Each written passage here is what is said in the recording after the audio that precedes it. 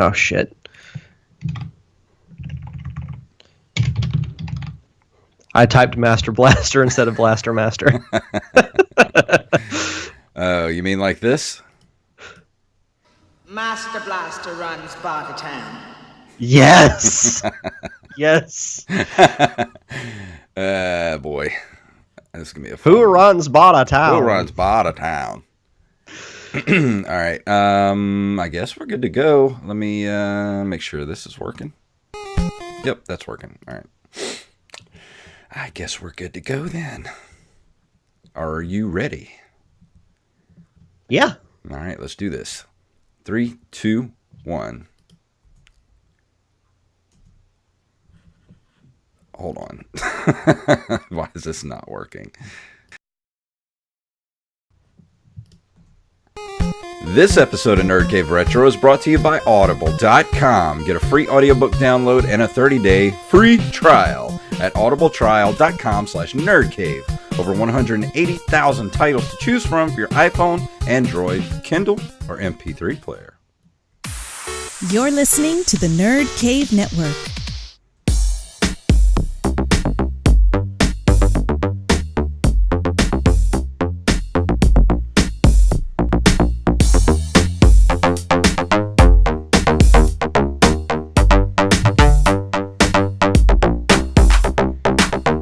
Greetings, programs, and welcome back to the 2018 edition of the Nerd Cave Retro Show. My name is Jason Robbins. And I'm Derek Diamond. So it's a new year, new games to play. We haven't been here for about 3 weeks, something like that.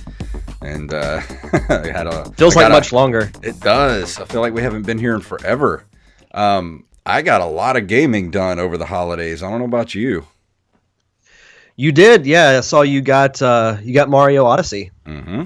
I got Mario Odyssey. I got Mario Kart 8, and my wife and I have been enjoying that immensely. I'm still gonna say that Breath of the Wild is still my favorite. It's my game of the year for last year. Wow. And I mean, I don't argue that for sure. I mean, Breath of the Wild's a great game. Don't get me wrong. I liked Mario Odyssey, but it just doesn't have that sense of just open world adventure that Breath of the Wild had. You know, Mario's more sort of a straightforward, like, get to your objective and do that objective, and then there's some really good in-game content to that game. It pretty much turns into Mario 64 after you defeat the game. Spoilers, sorry. But yeah, I enjoy it, but I don't have that desire to go back and keep playing it like I do with Breath of the Wild. It's understandable. It's funny because, after you beat the final boss in Mario Odyssey and you can go to the Mushroom Kingdom, the first time you collect a Power Moon, which is shaped like the old Power Stars from Mario 64, it even plays the old sound effect. Mm-hmm. And like I lost it when that happened. I was like, oh my god, they used the old sound effect. It was awesome. And you can even get, I don't know if you've collected any of the different outfits, but they have the Mario 64 costume where he looks all blocky and everything. Really? I didn't know that. Yeah, so anytime that I go to the Mushroom Kingdom, I switch into that costume, so it has that, even more of a Mario 64 feel to it. Yeah. There were just so many fun, nostalgic moments in that game like that. Meeting Pauline, who's, the mayor of New Donk City and the Metro Kingdom, doing the old original Donkey Kong level in 2-bit. It was, moments like that were what made that game great to me. But I actually have been going back and playing Breath of the Wild again, trying to find some of the shrines that I've missed, because God knows there's a lot of them. There's what, like 114, I think, or something like that. 120? Yeah, there's 120. Wow. But I've also been going back and doing the new Champions Ballad DLC, which so far is not as hard as the Trial of the Sword DLC, but it's very time consuming. I won't give away spoilers because I don't know if you've played it yet, but you basically, when you beat the 4 divine beasts, you can go back to the resurrection chamber.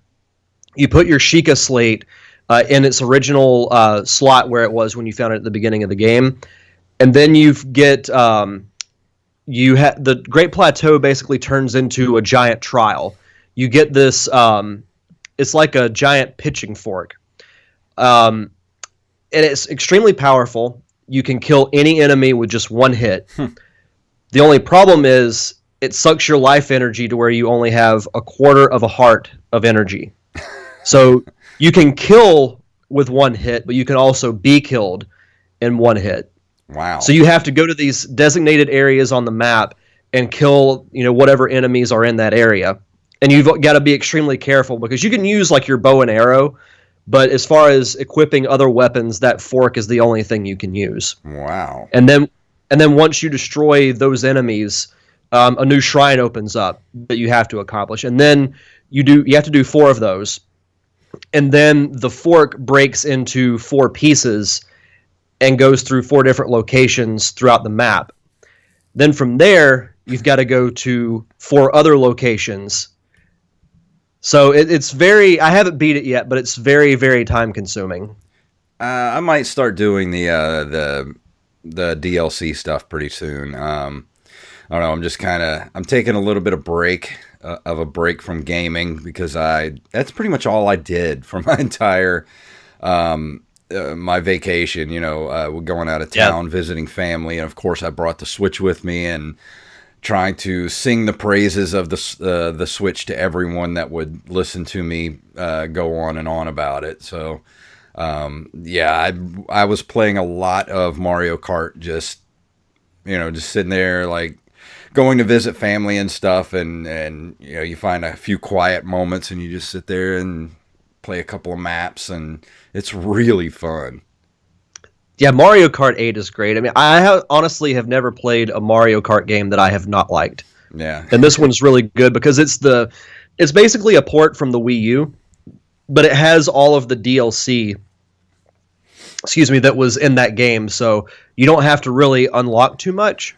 But it's straight up fun. It's if you like Mario Kart, then you'll love Mario Kart 8 Deluxe. Yeah, and I played a lot of online play against other people, which is fun. And I didn't do too bad. I suck at online games, but I would place within the top 5 every match I was playing, so that felt good.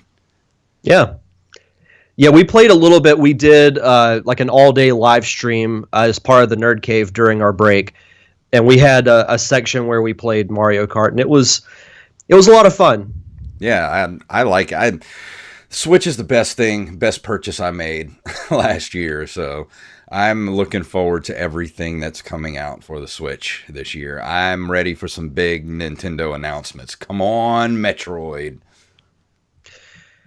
Well, we know it's coming. It's coming. But we don't know when. I have a feeling they're going to announce it, and it's going to be it'll probably be a late year release next fall. I'm pretty sure they're going to come out. They need a big release for the end of this year because, I mean, think about it. This first year, they've already had Mario Odyssey and Legend of Zelda, 2 huge titles. They're 2 biggest. Yeah, they're 2 biggest titles. What's their 3rd biggest title? I mean, arguably Metroid. So they've got to have a Metroid game coming soon, like really soon. And there hasn't been a new Metroid in a long time. No, I can't even remember the last Metroid game that came out. There was one for the Wii that I never played, but I know they did a 3DS one, but it was basically a remake of the old Metroid 2 Game Boy game. Yeah. So we haven't had an original Metroid game since the Wii. But so it's been a while. I'm wondering when they're going to do their announcements for the big games coming out this year, because I know they've got the Switch Online that's going to be coming soon. Which they said is early 2018, so that's got to be coming really soon. But they've got to have some pretty big titles to announce for this year coming up, at least. Yeah, I'm trying to look right now to see if there might be anything. Let's see. Oh, A lot of people think that the new Pokemon game is going to come out this year. I really don't think so, because if they want to make it as big as they say they are, it's going to take a while. Like, we're basically talking like Breath of the Wild level free open world. Yeah. But with Pokemon. So that's going to take a long time. Yeah. Well, another thing I was thinking of too over the holidays, what is the one game that I would really want to see on the Switch? I really hope that, Konami blows everybody's mind this year and says, hey, we're working on a new Castlevania game for the Switch. That would be awesome. Imagine a Castlevania game that's as open world as in depth as Breath of the Wild. That would be a dream come true right there. I would play it. Of Simon Belmont. I would absolutely play it. Oh, yeah. I would love to see maybe a new Star Fox game, but I know they did one for the Wii U, but to me, I put an asterisk by the Wii U because so few people played it. But to me, if you were to make like a new Star Fox and put it out this year, even though when did Star Fox Zero come out? I want to say like 2015 or maybe even 2016. And to me, it wouldn't matter because, like I said, I put an asterisk by the Wii U. Yeah. So we'll see. I'm just excited to see what they're going to be coming out with this year.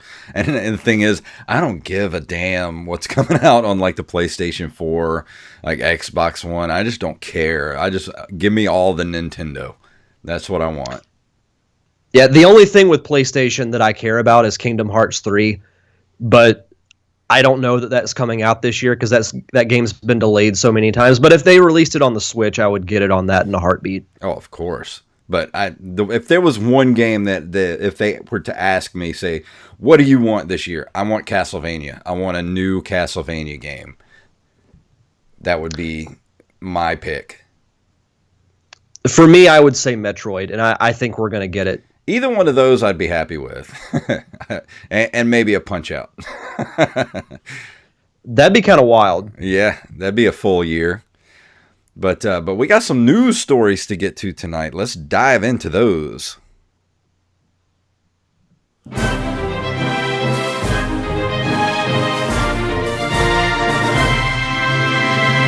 From Nintendo Life, a Twitch streamer accidentally sets new Tetris world record. Jonas Neubauer, aka Nubbins Goody, was streaming live whilst actually attempting to break the record for clearing 100 lines in Tetris. During the attempt, he casually noted how he had quickly reached 300,000 points, another well-known Tetris world record, and continued to blast his way to the 100 lines. After messing up in the attempt, he turned to the comments to find out that he had actually broken the record for reaching 300,000 points in an amazing minute 57. You can watch the events unfold below, which they have the YouTube video right here, and that's crazy. Like, have you ever tried to like play Tetris past like level 12? I don't even know that I've made it to level 12. It gets like to the point where it's just you have to be some sort of robot to be able to live past those levels. Yeah. And just the fact that he did this by pure accident, Yeah, I can't imagine because I haven't it. watched the video. He didn't even Say know again? he did it. That's the craziest part. Yeah. And I was actually just thinking if this guy is single, he could easily land like a nerdy chick. Like, yeah, Oh, yeah. I broke the record on Tetris. Because we all know how women jump on those world video game record guys. Right? But that's awesome, though. Congratulations to him. Yeah, and he has an awesome username too, Nubbins Goody. Yeah, Nubbins Goody. I'm curious as to the meaning behind that. But also coming to us from Nintendo Life, the Retrobit put Super Retro Boy on hold following Game Boy trademark renewal. Remember the Super Retro Boy? It was one of the products Retrobit was supposed to launch during 2017, which we talked about previously on this podcast, and would have accepted Game Boy Color, and Game Boy Advance cartridges. We've reached out to, let's see, it was slated for an August release with a retail price of $79.99. August came and went, and the console failed to appear. We've reached out to Retrobit and have been told that following Nintendo's application for a renewed Game Boy trademark, The company has put the project on hold until it can find a way of releasing the system without causing any legal problems with Nintendo. Well, it also says here that it's releasing physical versions of R-Type and Holy Diver, which I put another article in here that was talking about that. And I don't know which article came out first, probably the other one, since that's Retrobit as well, talking about the return of R-Type and Holy Diver. But yeah, we had talked about this before, and we had talked about Nintendo renewed their Game Boy trademark, and that's what everybody was talking about when everybody started screaming, "Oh, is Nintendo coming out with a Game Boy Mini?" And I think me and you both were in agreement that no, probably not. It's just more or less, I think was Nintendo just kind of covering their bases. Yeah, we talked about what they should do with Game Boy. Instead of releasing a physical console, they need to do like an app package. Yeah. And they can call it, the Game Boy Classic, whatever you want to throw at the end of it, and just release like 20 games. And if it does well, which I think it will, then a year later you do Game Boy Classic Collection Volume 2, and you add another 20 games to it. That's the way I think they should go. And maybe, they could have some kind of layout that goes on your phone to where it almost plays like a Game Boy. Yeah.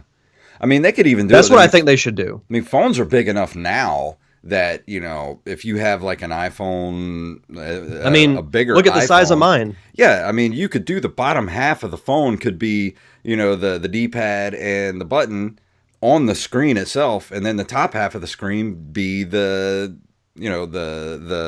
looks like an emulation of the original Game Boy screen. They could easily do that. Yeah. But plus, Nintendo hasn't really, they've dabbled into it, but they haven't really gone all out with, mobile gaming. And I think that would be a great way for them to do it. Well, it'd be a good way to kind of test the waters too, and kind of get their feet wet with what they could do, like with mobile gaming. But Nintendo kind of does everything on their own schedule, so. And they always seem to land on their feet. So, whatever they've got planned, I mean, we have no idea, but it seems like whatever Nintendo touches either horribly fails or turns to gold. One of the two. There's no in between whatsoever. It's either feast or famine with Nintendo. But, I would, if they did that, if they did a Game Boy Classic Collection, I would buy that in an absolute heartbeat, because I love the Game Boy growing up, and even starting over the next couple of weeks, I'm going to start reviewing some Game Boy games, which I think is going to be a lot of fun, because I haven't really gone back and revisited some of these games in a long time, so I'm very much looking forward to doing that. Yeah, but like we were talking about, this other article also from Nintendo Life is Retrobit announces R-Type returns for Super Nintendo. R-Type returns will bring both entries of the series exclusive to the Super Nintendo, Super R-Type and R-Type 3, the Third Lightning, into a single multi-cart. I guess this is actually going to be for the actual Super Nintendo. I kind of got confused. I thought this was for the Game Boy as well, but this is an actual cart for the Super Nintendo. This limited edition box includes box, instruction manual, stickers, lithographs, a pin, and a certificate of authenticity. First run, which is limited to 1,000 units, is currently letting consumers choose the desired cartridge color.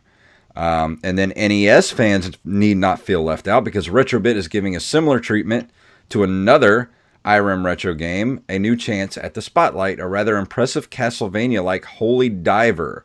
The same exclusive 1,000-run physical treatment will be giving to this challenging platformer, along with all the same extras you will get with the previous R-Type bundle. I might actually get this Holy Diver. Let's see. This package looks awesome. This Holy Diver package. Yeah. It's an original Nintendo cart, cartridge with dust cover, full color instruction manual, sticker collection, a pen, certificate of authenticity, and limited edition lithographs. This looks great. Dude, that hard dust cover just brings back so many memories. Yeah, it does. That's awesome. Even the Super Nintendo one. If you pull the trigger on the NES, I'll get the SNES. Let me look at this. Is there a link here? Is there a link in... Why does it have a link for Castlevania but not Holy Diver?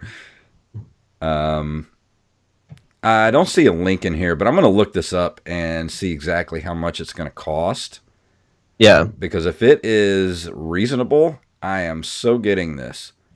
Oh, well, here's the retrobitgaming.com. Let's just look at that. retrobitgaming.com. Take a look here.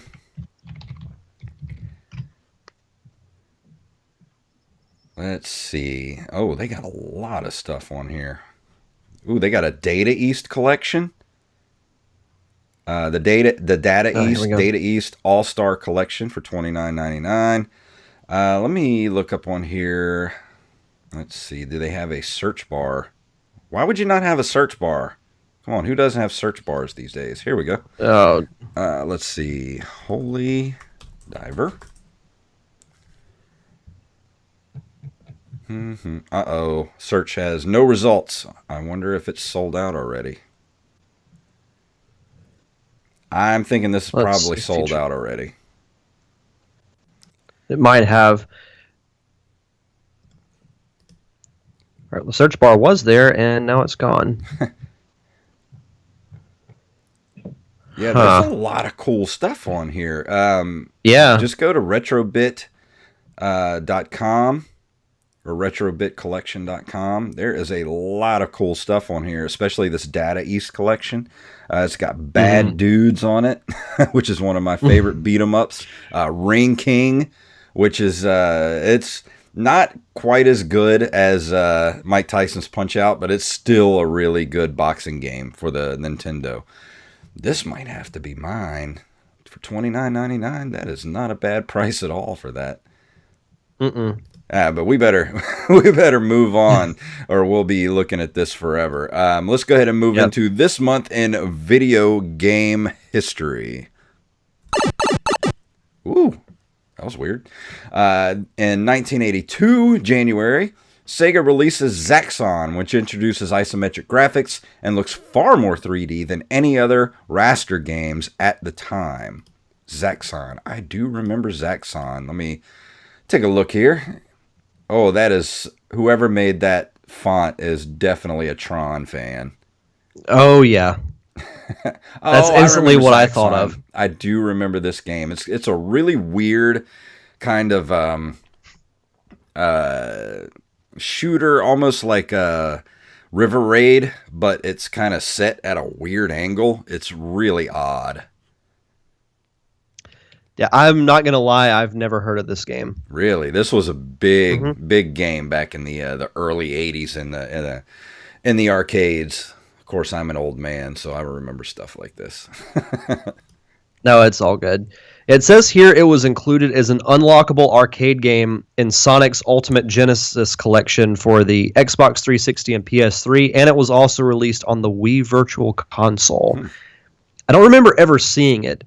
I mean, it looks kind of cool, but like I said, I've never heard of it. Yeah, if you like the games, kind of like those shooters like 1942 or River Raid, things like that. Yeah, this is right up your alley. Sweet. January 13th, 1982, Midway releases Miss Pac-Man, despite it being copyrighted as 1981. It is, as the name suggests, the sequel to Pac-Man, but was created without Namco's authorization. They also released Baby Pac-Man and Pac-Man Plus without Namco's authorization later in the year.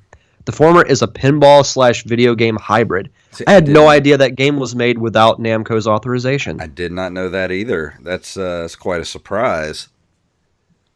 Because a lot of people like Miss Pac-Man more than the original. I do, honestly.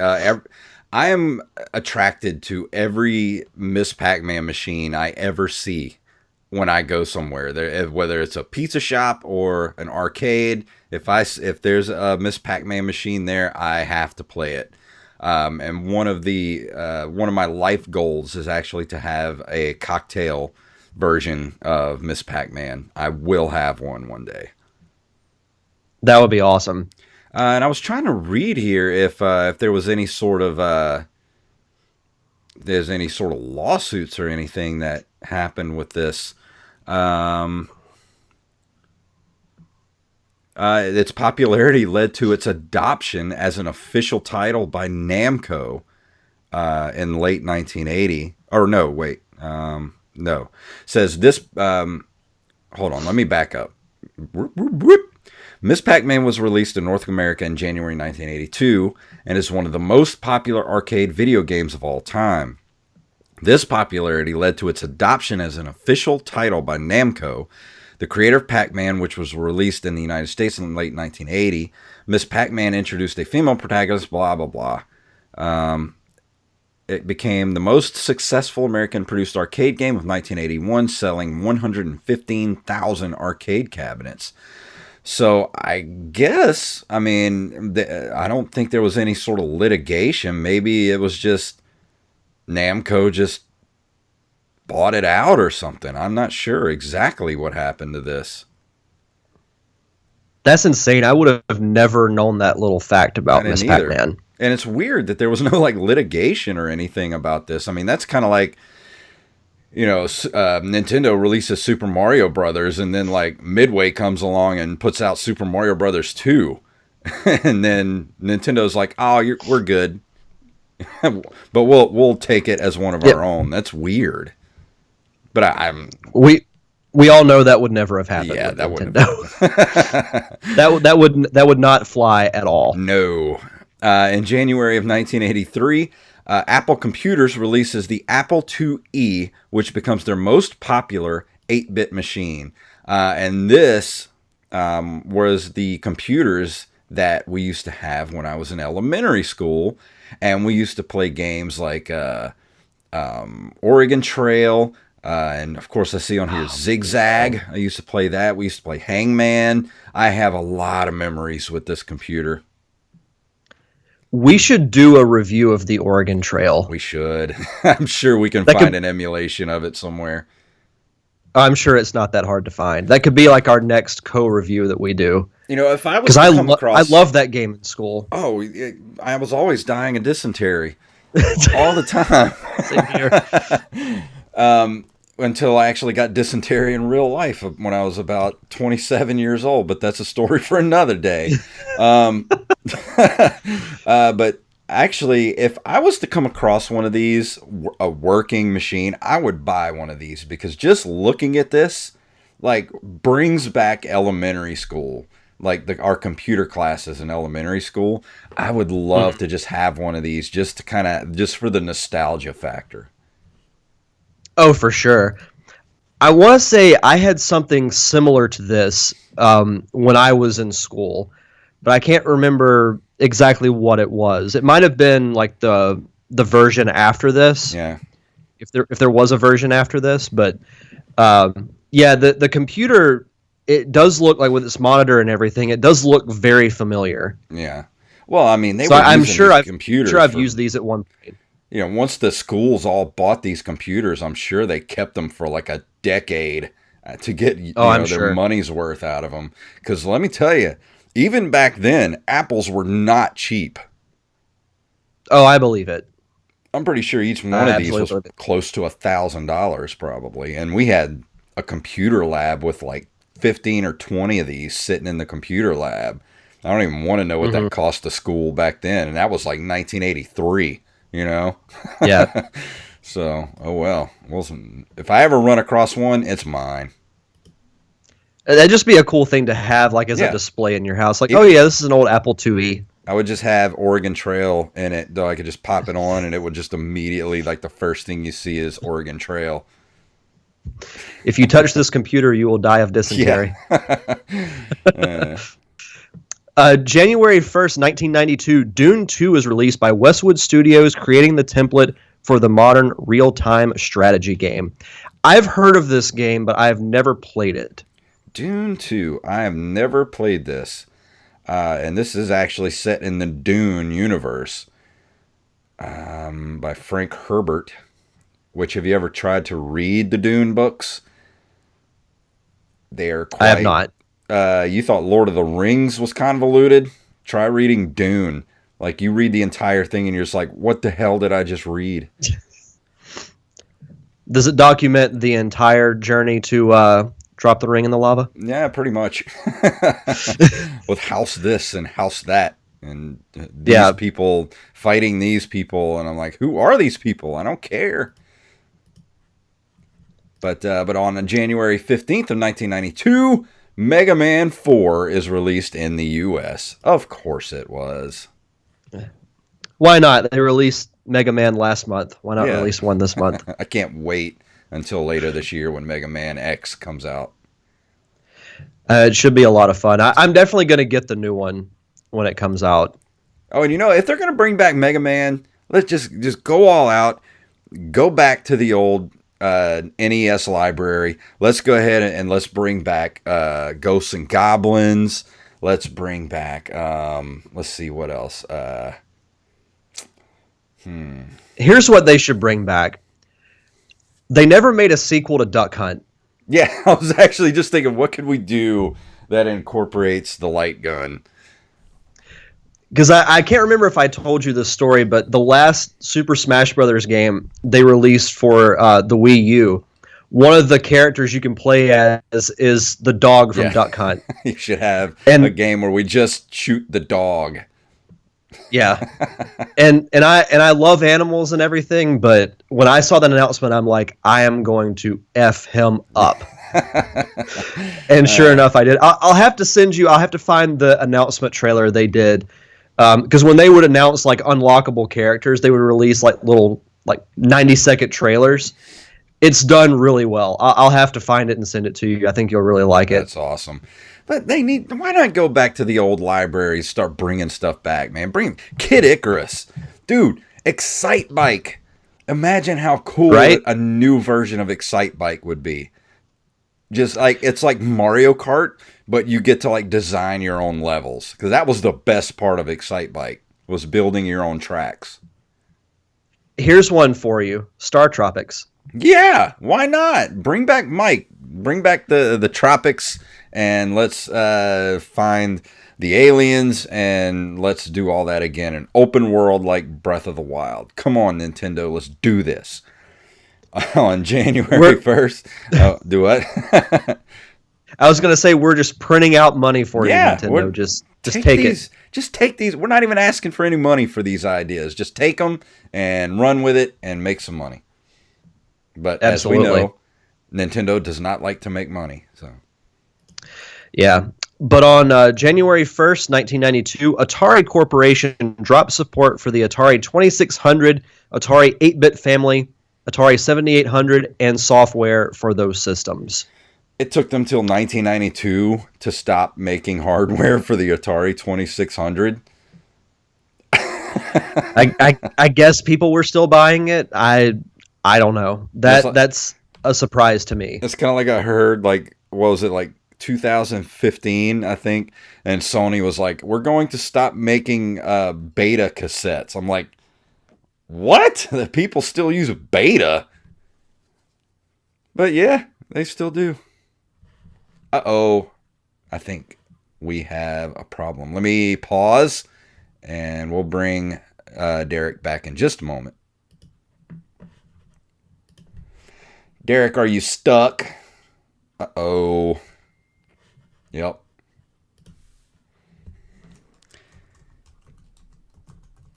All right, we're going to bring him back in just a moment.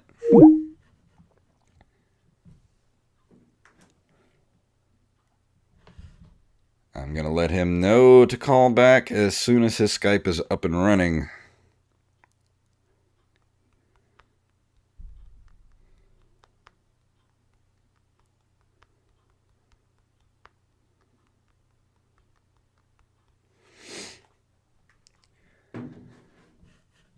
All right, so Well, I don't want to waste the stream. Oh, there he is. Are you there? I hate Skype. I hate it. Skype, you're so lovely. We do this every week. Skype caused me to lose an interview I did a couple of weeks ago Oh, that sucks. because it decided to not accept my software anymore. Let me unpause here. If you're listening to the podcast version, of course, Skype took a dump, so we had to pause for a moment. But if you're watching on YouTube or Twitch, you got to see me try to ramble until Derek came back, which I'm not good at rambling. I hate Skype. Yeah. This show will never be sponsored by Skype. No, it will not. But we were talking about Atari supported the 2600 until 1992, which is nuts because that was like I don't know if you heard me talking about, like in 2015 Sony had finally stopped production, or it might have been Sony or somebody like that, like Toshiba or something, finally stopped production of beta cassettes. And I'm like, beta? What? People still use beta? That's like a 40-year-old technology. Yeah. It's like, I guess next year they're going to discontinue the 8-track. Dude, they still make VHS tapes. I'm like, when are they going to stop making VHS? I have no idea. That's wild. Like Yeah. I was saying before I got cut off, I guess people were still buying it. I don't know. I don't know who has I got nothing for that one. Yeah, and even like we would go back to the Atari thing, like in 1992, the Atari 2600 was already just ancient at that point. I mean, the Atari 2600 came out, what, in like 76, I think, 77? Somewhere around so. there. And, you know, by the time the 1983 video game crash happened, like it was already just a crap technology at that point. You know, the Nintendo was about to come out, and after seeing Nintendo, why would you go back and be like, yeah, I want to go get an Atari 2600? I don't know. I got nothing for that one. I really don't. But let's go ahead and move into our mid-roll here, and Derek, why don't you tell them about what you're listening to on book cassette this week? On book cassettes everywhere. Cassettes. Just released on 8-track. Mm-hmm. For you, the listeners of the Nerd Cave Retro podcast, Audible is offering a free audiobook download with a free 30-day trial to give you the opportunity to check out their service. Now, I have not started listening to this yet, but I am going to this week. I'm finally going to listen to Ready Player One. Oh. The movie's coming out in a couple of months. The trailers look great. I think the concept is really cool. And I've heard nothing but great things about the book. The book is actually narrated by Will Wheaton, which I think is pretty interesting. So I'm really excited to start listening to that, and hopefully I'll be done with it, you know, by the time the movie comes out. The book's 15 hours and 40 minutes long. Woo. So it's a nice hefty one to listen to, but I'm really excited for it. Other books, you know, we've talked a lot about Star Wars books. They have Shadows of the Empire, Phasma, Bloodline. They have gaming books, Halo, Gears of War, Mass Effect. They have mysteries. They have romance. If you're into you know, romantic things, if you're a hopeless romantic like I am, they have fiction, nonfiction, anything that you want. Audible has, and it's a great service to have because you can listen to it while you're working out, while you're doing laundry, so you don't have to actually sit down and read a book. But to do that, go to audibletrial.com/nerdcave. Again, that's audibletrial.com/nerdcave for your free audiobook download and 30-day free trial. Hey, Derek, do you know who runs Bartertown? Who runs Bartertown? Blaster runs Bartertown.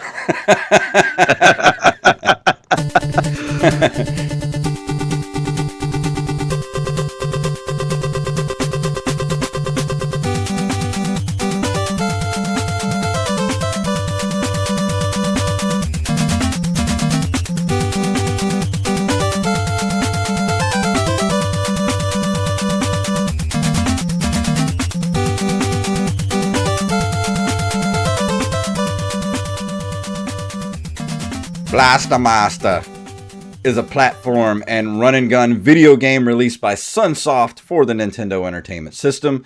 It is a localized version of a Japanese Famicom game titled now hang with me for this. Here we go. Wakasei Senki Metafight. Means Super Planetary War Records Metafight, or simply called Metafight, which was released on June 17th, 1988. That was kind of convoluted, man.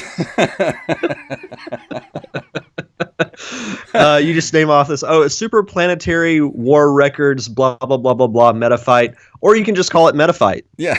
So, yeah, just also simply called Metafight. Thanks for putting me through all that. This game is the first in the Blaster Master series, and it spawned 2 spin-off titles as well as 2 sequels. First thing I'm going to say about this game is it is considered, which I consider it as well, one of the hidden gems of the Nintendo Entertainment System. It very successfully blends different genres of gameplay. Not only is it it's a side-scroller platformer, but it also has elements of like a top-down Zelda type of shooter, which it really blends those two very well. And it's... just when you first put this game in, like the first... like you think the title is weird, the Super Planetary War Records : Metafight, also simply called Metafight.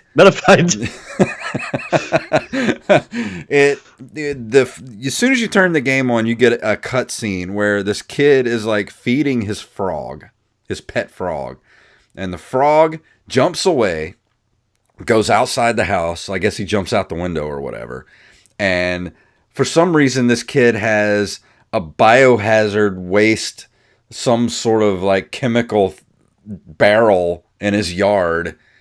And the frog jumps on the barrel, gets covered in toxic waste, grows to like 100 times its normal size, and then jumps into a giant hole in the ground. And so the kid jumps after it, as you do, and then, he comes across the giant tank that he uses throughout the game, named Sophia, and he puts on the Blaster Master armor to go and fight his giant frog pet friend. As you do. Yeah, because why not? Yeah, why not? That's pretty much all you get at the beginning of the game to kind of figure out what the hell's going on. But when I'm looking at the plot here, it says the game takes place on the planet Sophia III, located near the center of the Epsilon galaxy, in which the advanced civilization flourished. In the year 2052 of the space age calendar, the NBEM Dark Star Army, led by the universe's most feared tyrant Goez, invade and conquer Sophia III. Now, this goes on and on. I don't even want to go. Let's see. The game starts with a person named Jason, who has a pet frog named Fred, who one day decides to leap out of his fishbowl and out the door. Fred then touches a radioactive chest, and he grows to enormous size. Fred and the chest then fall into a hole in the earth. Jason chases Fred down the hole, which leads to a large underground cavern. While most sources say that Jason chased Fred down the hole, the game's instruction manual says that Jason fell into the hole while trying to reach for Fred. There, he finds an armored tank named Sophia III, a vehicle designed to battle radioactive mutants that live inside the Earth.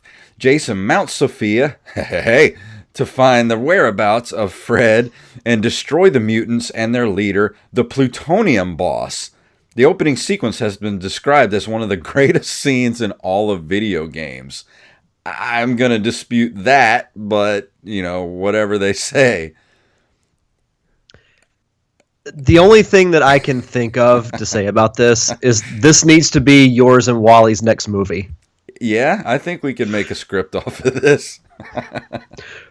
And just pull together all your resources, give Sophia a voice, and have it be voiced by The Rock. Yeah, that dude, you give us our movie check. Let's do this. And somehow I want in. Yeah, dude, you could play Jason, and you could put Oh, on. sure. I'll play the frog. I'll voice the frog, Fred. Oh man. But as weird as it sounds, this is a really cool game, and it's one of the most fun games you can play for the Nintendo. I do have some gripes though. This game has no save feature. All right? No save feature. And guess what? It doesn't even have what do you call it? A code. The password system? Password system. No password system. You've got to finish So you just this can't game. save it at all. No, you got to finish this game in one sitting. And let me tell you, I did not finish this game because I'm sorry. Without some sort of walkthrough or a map or actually drawing yourself a map, because this game, the 2D side scroller platforming parts are very reminiscent of Metroid.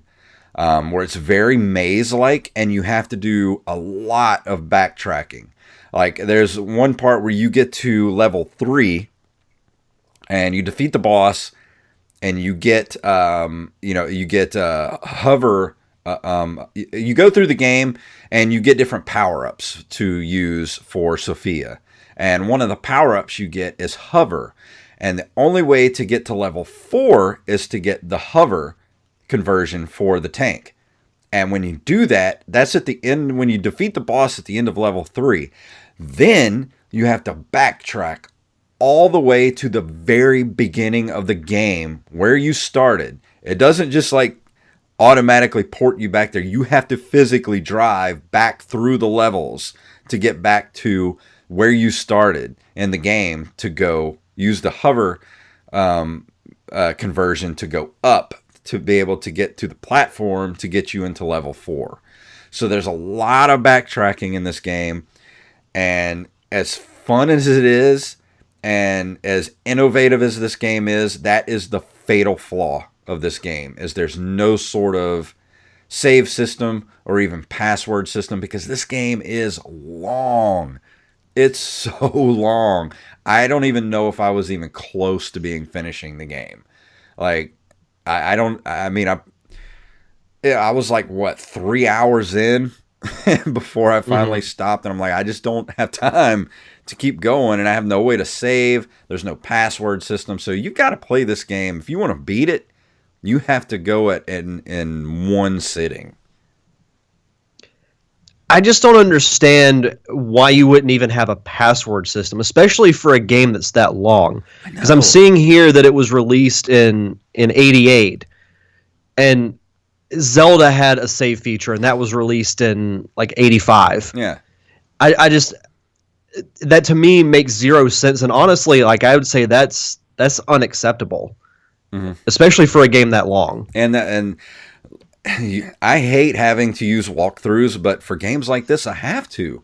It even says here, one of the main criticisms of Blaster Master has been its difficulty. IGN's Levi Buchanan mentioned the lack of passwords or save features as used in Metroid. The game had to be completed in one sitting. They added that some players need to exploit the grenade glitch, which I didn't even know about this till I looked it up last night, to beat some of the bosses. There's some weird thing you got to do where as soon as the boss appears, you just nail it with a bunch of grenades, and then you pause the game for like 25 seconds. And then when you unpause, the boss automatically dies. It's like some weird glitch that people figured out. But yeah, this game is so long, and it's really easy to get lost, because if you've ever played Metroid for the Nintendo, I mean, when I was a kid, I had graph paper where I was like making a map of Metroid to like be able to remember where I'd been and where I was going. You got to do the same thing for this game, because not only is there like a side-scrolling, the Metroid type of 2D platforming, there's also the top down, like you actually can press select to get out of the tank and you can actually go into like smaller doors which take you into the dungeons where it's the top down sort of Zelda like, you know, dungeon where you have to go through, and you know, you have like a little mini boss, or you know, where you go and you fight the bosses, and some of them you have like mini bosses where you'll go in and you can get like different power-ups and stuff like that. It's just, it's such a long it's a long game, and to not have any sort of way to save this game was just, I don't know if they just forgot or they just didn't feel the need to put one in there, but that was a dumb mistake, especially for this game. Yeah, like I said, I just have no idea why they would not put any type of a save feature in there. It just it makes no sense. Yeah, that's all I can say. And you also have a limited number of continues too. So, and this game's really hard. So, I mean, you've got to be really good at this game, and use a walkthrough to get it. So, you know, I do recommend this game to have in your collection. I think the cover art's really cool and it looks good on the shelf, and it's definitely one of those, like, it really did something innovative and like blended the different genres to be to have this sort of game. And the controls are really good on this game, but like I said, just that lack of save feature is just dumb. And I really wish that they would remake this game for like the you know, the eShop and have it available. I would play this on the Switch, but give me a freaking save option. No, absolutely. And just honestly, the plot just sounds so outlandish. Yeah. that it makes me want to play it. Mostly just to see that opening cutscene. Oh, dude, go look on YouTube. I'm sure you can find it on YouTube. It's so weird, and just you watch it and you're like, the hell did I just watch? Yeah. But as far as like the accolades, this game, it made a couple of lists. Like, let's see, who listed it? Let's see, let me just start here. The game received notable recognitions in gaming magazines. It was featured on the cover of the premiere issue of Video Games and Computer Entertainment in December 1988. I actually had this issue. Electronic Gaming Monthly listed the game at number 1 in its top 10 games list in the premiere issue. In Nintendo Power, the game debuted at number 12 in its top 30 NES games list in its March to April 1989 issue. It later climbed to number 6 from May to August 89 before it peaked at number 5 in September behind Zelda 2, Super Mario 2, Ninja Gaiden, and Legend of Zelda. Nintendo Power also listed it as number 63 in its 100 best games of all time list, while Electronic Gaming Monthly listed it at number 184 in its top 200 games of their time list. IGN lists it as number 22 in its top 100 NES games list. So the game is worthy of the accolades that it gets. It's just, you know, when you don't have a save feature for a game that's this long and this punishing, you know, it's kind of hard to give it a really high score, at least for me. Yeah, and even I'm seeing here that, you know, IGN gave it a 9 out of 10, Mean Machines gave it 91%, All Game gave it 4.5 stars out of 5. I've never played this game, but if I'm ranking it, I would drop it at least 2 points for not having a save feature. If this would have at least had some sort of password feature, I would give it a 9. But with no password feature or a way to save it, it's going to get dropped to a 7. 6.5, I'm going to give it. Yeah. But understandable. It does fall in you know, I think it's a must-have for Nintendo because it's definitely one of those games that, you know, I have a lot of nostalgia for it because I used to rent it a lot. I never owned it, but that's kind of the problem with this game is it was one of those games that everybody I knew would rent it, but no one owned this game, at least that I knew. And I think that kind of made it not sell as well. And that's Right. why, it never really took off as a franchise. Yeah. It also I says can see that. here, April Fool's Day, April 1st, 2010, Sunsoft announced that a sequel to the game would be released on the Virtual Console titled Blaster Master Destination Fred. According to the press release, the game was only purported to be tested on several PlayChoice 10 machines in the Los Angeles area between 1988 and 89. Upon discovery of copies of the game in the Sunsoft headquarters in Japan, Gaijin Works founder Victor Ireland said, "I was blown away when I saw these. When I was going through boxes of stored code, promotional items, and ROMs to see what we had on hand to release for the U.S. Virtual Console market, finding these 9 completely unknown cartridges literally stunned me. I knew it had to be put on the Virtual Console as fast as we could make it happen." And I guess people actually believed it. They later confirmed on their website that the sequel was an April Fool's Day hoax. Okay, you gotta love elaborate April Fool's jokes like that. And people always fall for it too. Like Yeah. I remember Blizzard always does April Fool's Day jokes, and people always fall for it every year. That's why I just avoid the internet on April 1st. You know what's funny is I'm looking at the calendar. We record on Sundays. April Fool's Day is on a Sunday. No.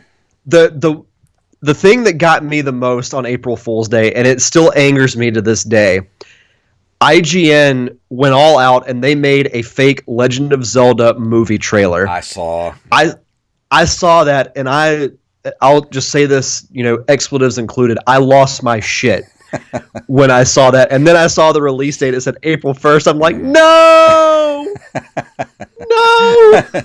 I hate it when people do elaborate stuff like that. Like you'll have a company like Nintendo or somebody releasing something like that, and then it's like, well, you see the reaction you get. Why don't we really do something like that instead of, stupid. They'll announce like, oh, we're doing a true sequel to Earthbound. Oh, wait, April Fools. Damn it. But going back to Blaster Master, I recommend it if you come across a copy of it. They're not expensive. They're pretty much a dime a dozen for Blaster Master. But if you like Metroid and you like platformers, and it has the graphics remind me a lot of like the side-scrolling part really remind me of like Castlevania 2, like sort of that. You'd have to see it to sort of get the comparison. And then like the top-down stuff really reminds me of Fester's Quest, even though I hate that game with a passion. Let's see, when was Fester's Quest released? This was released on June 7th, 88. Let's see. Fester's Quest, because we all know how bad I hated that game. It was released in 89, so I was thinking maybe they perfected the mechanic of the shooting before they did Blaster Master, but they seem to have taken a downturn because the controls were so good, and the gun, like the shooting mechanics were so good in Blaster Master. They were kind of the same thing in Fester's Quest, but they were just worse. And it was the same company that made them, so I don't know what happened there. Maybe they just, I don't know. I don't want to get into another Fester's Quest hate fest.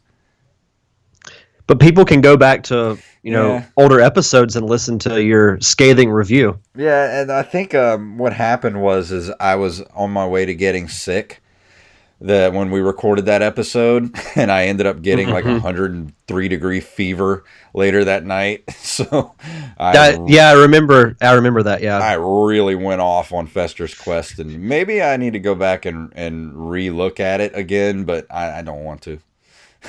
The game's so awful. Some things it's like that old saying, "Let sleeping dogs lie." Yeah, I think so. But I think that's a sleeping dog that you need to let lie. Yeah, I think so. That game is so... God. I actually another thing about Blaster Master is also the best-selling game ever in Bartertown. It is, and you know why? Who runs Bartertown? Master Blaster runs Bartertown. That's right. You tell him, Tina You Turner. tell them. We don't need another The hero. hero.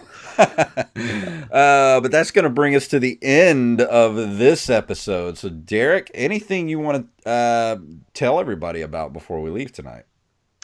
I've actually got a few things to plug. Ooh, you got a good one to plug, too. Ooh, I can't wait for this episode. So there's 2, possibly 3 good roundtables coming up for my podcast.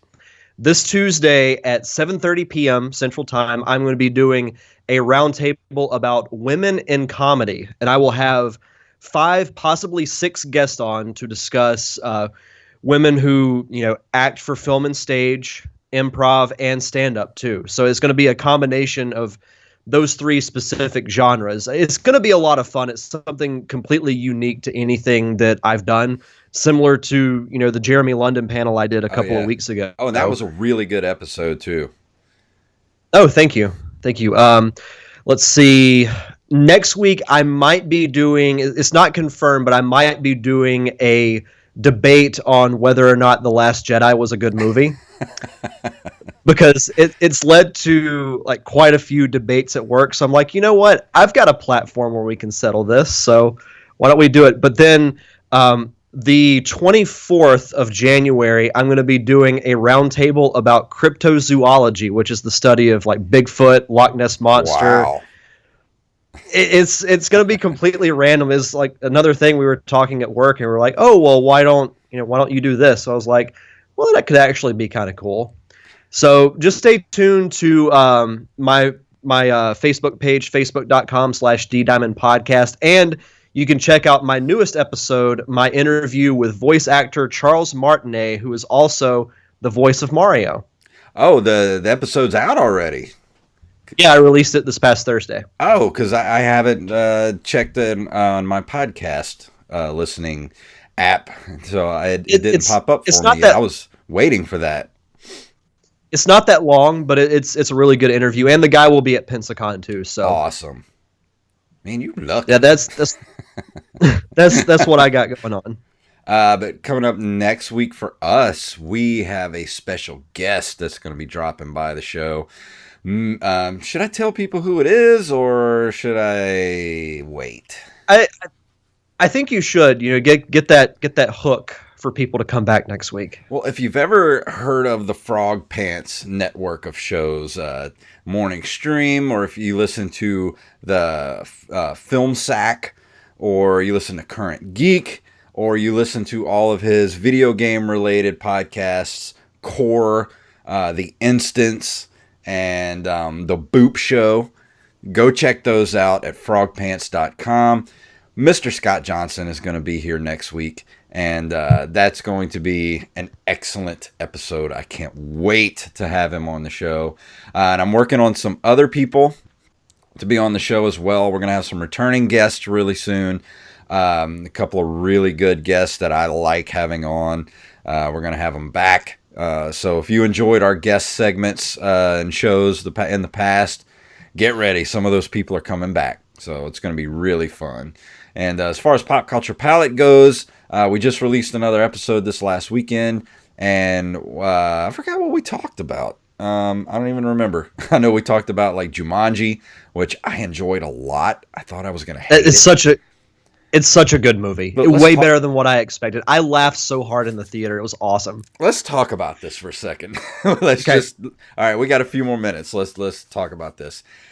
I went into this movie really like I didn't want to go. I mean, I just went because my wife, my mother-in-law wanted to see it, and they wanted to take us to the movies, and she really wanted to see it. So I was like, okay, I can suffer 2 hours of a crappy remake or rebranding or whatever, because we've seen this happen over the last few years. Because like I'm going into this movie because I love the original Jumanji, so I'm going into the movie with just like thinking about Ghostbusters and like 21 Jump Street and like Baywatch and all these like rehashes of old shows and movies that they're doing now. And I'm just like, this is I can suffer 2 hours of this. Dude, like 15 minutes in and I'm like loving it. Like this is probably the best example of how to take like a 20-year-old movie property and bring it back into the modern world. Mm-hmm. Well, and it was the way they made it was extremely smart. Yeah. Because you don't really have to have like this unbelievable story to base it off of what's essentially a video game. Mm-hmm. And just the way that The Rock and Jack Black played their characters were so good. Well, The Rock is basically playing an awkward teenager, and Jack Black is playing an awkward teenage girl. Yeah. But he was perfect in that role. Yeah. It was so funny. I haven't laughed that hard at a movie in a theater since probably the original Hangover. Yeah. And, my wife told me the other day that her sister wants to go see it too and wanted to know if we wanted to go see it again. And I'm like, yeah, I'll go see it again in the theater. I don't mind at all. Because I don't know about you, but that was, even though Jumanji's not a real video game, like that was the best representation of how to do a comedy video game movie. Yeah. Like with the I NPCs totally and just like the different areas you have to go in, the different people in the group that have their strengths and weaknesses, and you can't read the map until you go into an area and then the map opens up. And it was just really, whoever made this movie was definitely a video game fan and knew how to translate it to the big screen. Yeah, and like I said, it was just the way they made it, with those little details. It was just extremely smart. Yeah, and I felt like you could really make a video game out of that. Like, it would be really fun to play. Yeah. But yeah, absolutely. I really enjoyed it way more than I thought I was going to, and I was pleasantly surprised with how good that movie was. I even want to buy it on Blu-ray when it comes out. Yeah.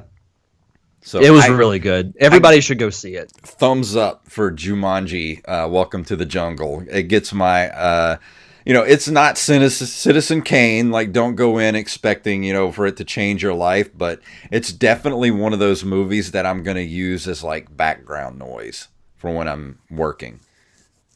For sure. But cool. But yeah, let's go ahead and wrap this one up before we keep going on whatever else we experienced in the last week or so. But yeah, head on over to the Pop Culture Palette at PCP Show and give it a listen, and go follow Derek over at Derek_Diamond. And is it at D Diamond Experience on Twitter? D Diamond Podcast. D Diamond Podcast. And yeah, so go ahead and do that. And let me get our music ready here. If you would like to email us, you can email us at nerdcaveretro@gmail.com. We are on nerdcaveretro.com. We're on Instagram and Twitter at nerdcaveretro. You can follow us individually at jfunktastic, at Derek_Diamond, and you can follow us on Facebook at facebook.com/nerdcaveretro. So Derek, tell them what it's all about. Master Blaster runs Barter Town. Oh. Master Blaster runs Barter Town.